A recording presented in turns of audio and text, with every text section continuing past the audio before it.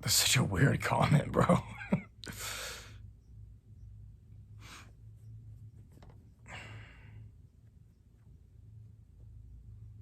Damn, you guys are asking a lot of shit.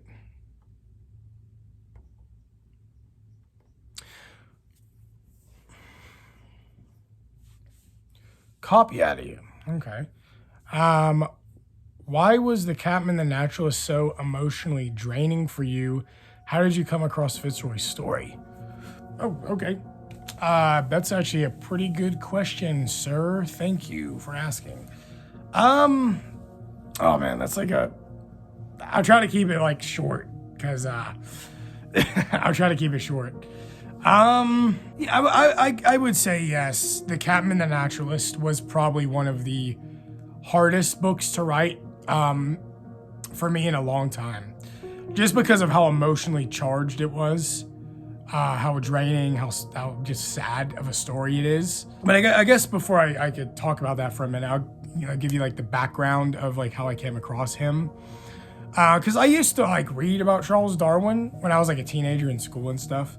And I liked him. Like, I thought he was a really great guy, and he helped our world advance in like natural history and science in a very unique way. But I originally wanted to write a story about Charles Darwin. There's like a bunch of books about Charles Darwin, of course. And there's like a novella that's like a journal diary style of like his experiments, kind of from his perspective, that I read like a couple years ago, which was pretty good. I think it came out like 1997 or something. But that's when I came across Fitzroy, because I started reading about like the HMS Beagle voyage and, you know, the Captain Fitzroy. And I love like the Age of Sail and like pirates and like nautical language. And so I like clicked on him and started reading about him, and just like I was instantly like enthralled by his life. And it was like 10 times more unique and creative than Darwin's ever was. And just reading like about how he was a governor in New Zealand and for like 2 years. And he like helped the Fuegians get educated and tried to build a mission. He like charted all these islands and made all these great discoveries. I mean, I was just kind of like, this dude has like a more interesting life than Darwin. Like, he's like 10 times more epic. But it was a very, very tragic life. And that got me really quickly. Because he just sadly, you know, he failed a lot in his life, at things that weren't necessarily his fault. He was just handed a lot of misfortune, in his life. Things just didn't pan out for him. And that was really sad to me. Because I could see that he was like an amazing person. And the more I read about him, the more I disliked Darwin. And started to hate him because he was sexist and racist. And he like quarreled with Fitzroy a lot, and they argued back and forth. And it was sad because Fitzroy viewed him as a friend, but Darwin saw him as an investment. Which is fucking hilarious, because Darwin couldn't afford to go on the voyage. Fitzroy paid for him to go on there. So technically, without Fitzroy, Darwin would not be famous.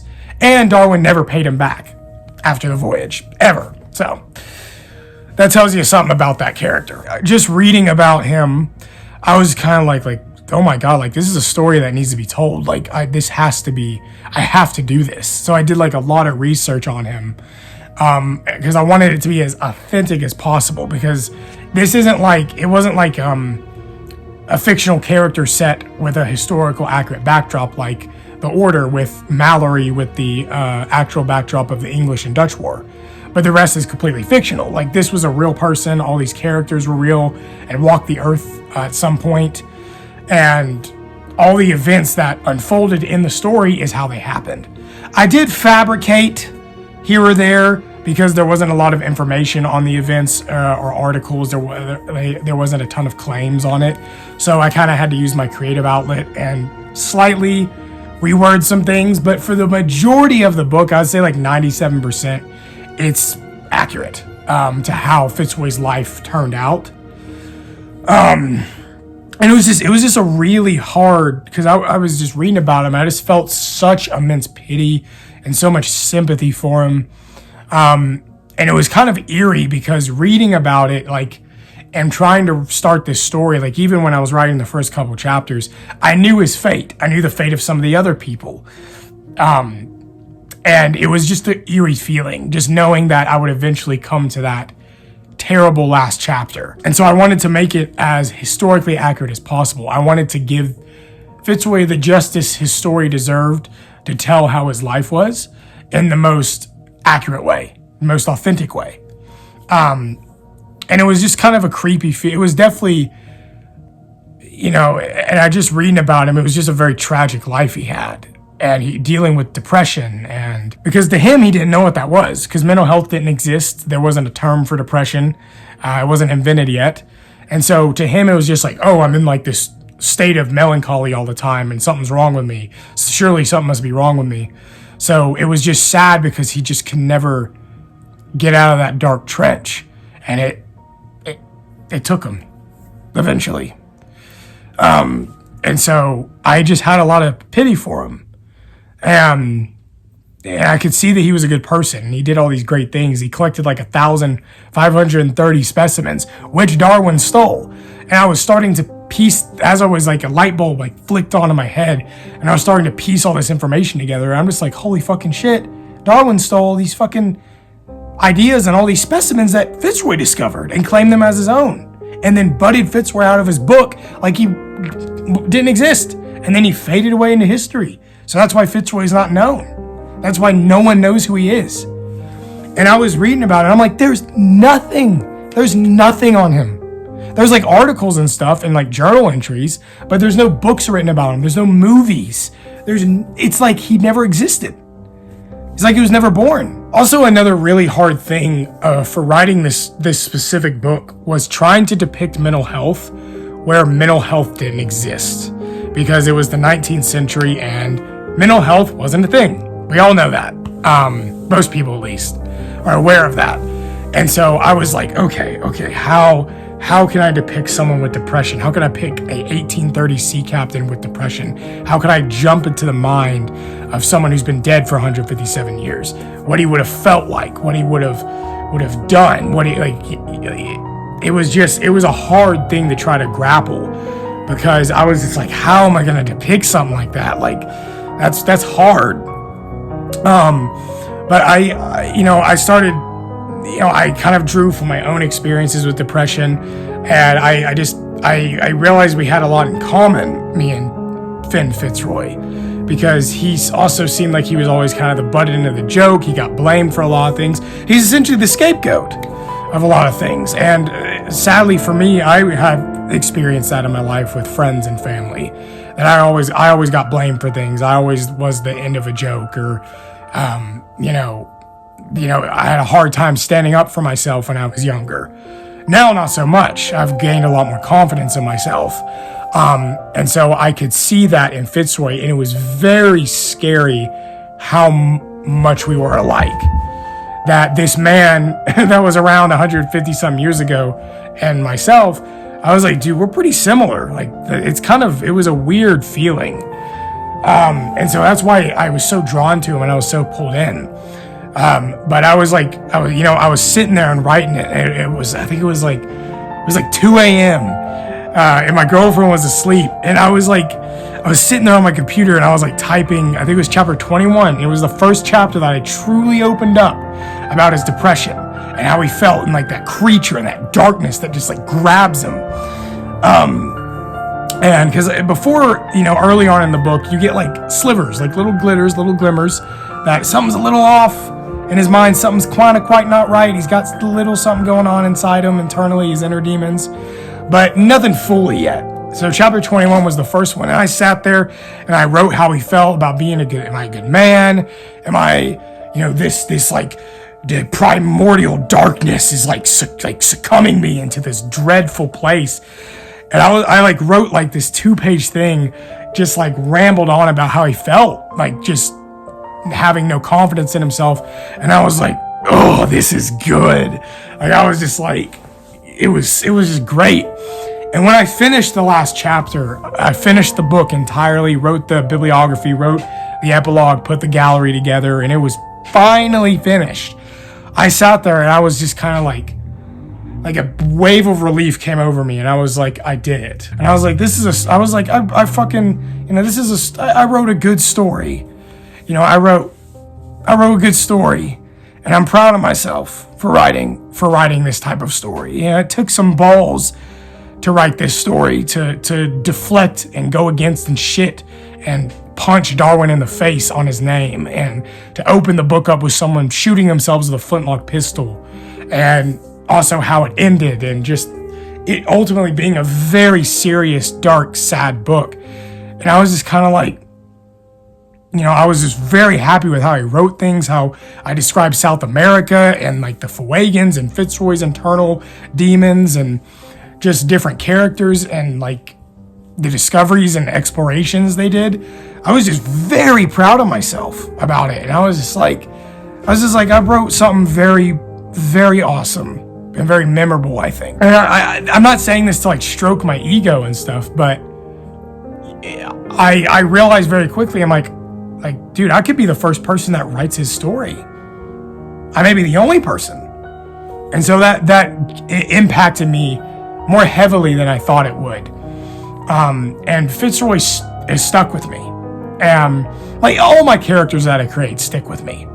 Like Mallory, Thomas, Dorian, Aboli, Marquis, Hugo, of course, like all of them, Robert, and Nora, they all stick with me in different shades and shapes, but Fitzroy's different. This one's different. And I think because I know that he existed, I know that all the things that he did occurred 150 years ago.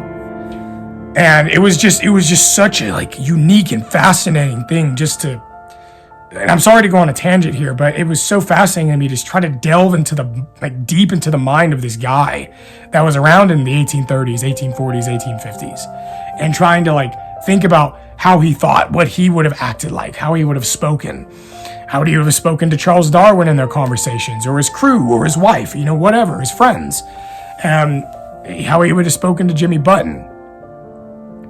And the more I read about him, the more I wrote his story, the more I got emotionally attached to him. Because what was very scary to me was while reading his journal entries of him talking about how he was a failure and he didn't feel like he had enough confidence in himself, he doesn't deserve love, and there's something wrong with me. It was a very hard thing to read. Because a captain's life at that time was very lonely. You only interacted with your crew when you needed to or when you needed to give orders, and then you sat in your cabin by yourself. Maybe you had dinner with your officers every now and then, but it was a pretty lonely life. You're at sea for years. It was hard to get married. It was just a rough time. But, and just noticing all the things that, like the Tierra del Fuego mission failing, Jimmy Button's fate, him getting basically forced out of New Zealand as the governor and forcing his resignation, getting booted out of the Admiralty for essentially no reason, his meteorology office getting shut down because people found it boring. I mean, it was just heartbreaking for me to read. But what was so kind of eerie to me was I saw a lot of myself in him, and I saw a lot of similarities. And I'm not saying, obviously different circumstances, different time period, different people to a degree. But a lot of the thoughts that he had in his journals, a lot of the thoughts that I've had, questioning depression, because I've been through depression. And I'm not trying to dive deep into mental health or anything, but I've had depression when I was a teenager in high school, and it's crushing. And to see him go through that, to see a man in the 19th century go through that and not get any help because help didn't exist, it was one of the saddest things I've ever had to write. It was one of the saddest things I've ever had to read, because I knew his fate. I knew how it would turn out.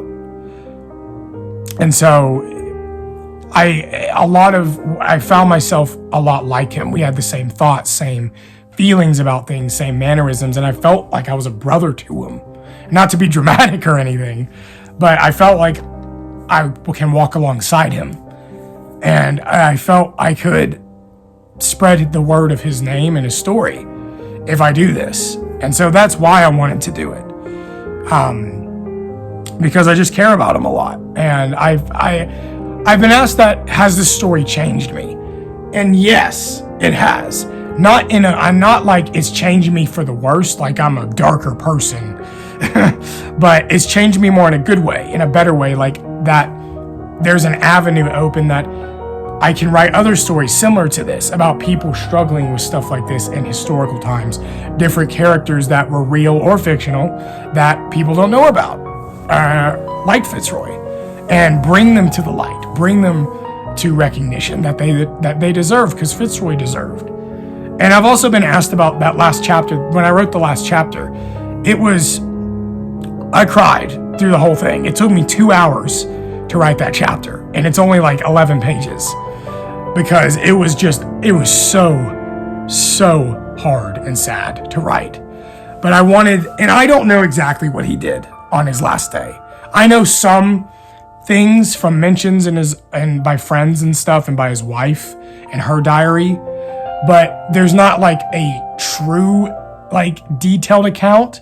So some of that I did fabricate a little bit and use my mind to make it happier for him. Give him one last day on earth to enjoy the things he liked doing, hanging out with his family, going to an opera, reading, painting, eating his favorite foods before he took his own life. And definitely listening to like different music tracks that I felt were in tune with his character is probably the most emotional I've ever felt about someone I've written about. And so that's why it was so hard to write. It probably will be one of the most, if ever, the most emotional story or book I will ever construct.